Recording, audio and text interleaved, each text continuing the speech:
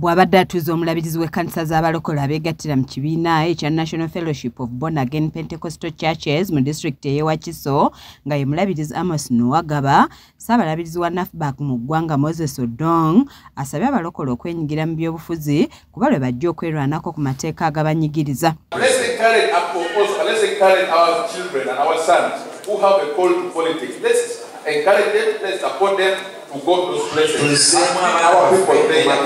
Omukolo guno guyindidde ku kkanisa ya Grace Discipleship Center esangibwa Wakiso nga gwetabiddwako abasumba n'ababuulizi okuva mu magombola 8 mu Wakiso, abakulu mu poliisi wamu ne gavumenti eya wakati kw'ossa abasumba okuva mu bitundu ebirala.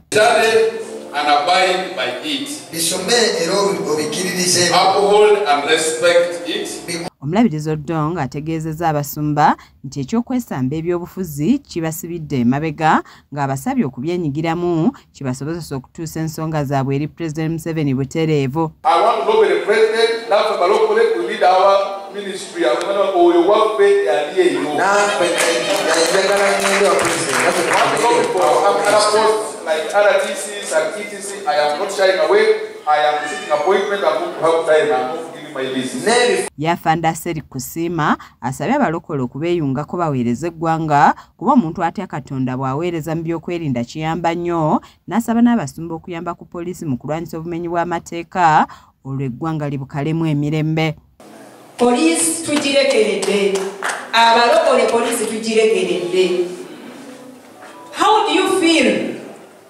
When omwana gwoweereza gwoteesemu amaanyi n'ayingira poliisi one time nga ye IGP w'eggwanga lino. Yo mulabirizi Hudson Suubi nga yatwala abasumba b'abalokole mu masekati ga Uganda wamu n'abalala baliko entanda gye basibiridde Bishop Nuwagaba atuuziddwa. And be merciful for Christ's sake to the poor and needy. Ate yo mulabirizi Nuwagaba wamu ne mukyala we basiimye abababeereddewo era ne boogera ne ku ebyo bye bagenda okutandikirako. Okwebaza abantu bonna abakulembeze essanyu lya nsusso buli omu okwerekereza by'abadde akola. Kusoma kw'abasumba, abasumba beetaaga okusoma. So ngenda kuba nga ntambula magombola, nkulembera magombola 8, ngenda kubeera nga ngatambulamu nga mbakubiriza okusoma mu Bible schools kubanga oluvannyuma wazeewo okusondera omulabirizi atuuziddwa ssente ez'okugula mmotoka enamuyambako mu kutambuza emirimu, kyokka wakati mu kusonda kuno omusumba Buyinza abeewuunyisizza bw'awaddeyo ekisumuluzo ky'emmotoka kapyata. Emmotoka presenting ewa Bishop Amos.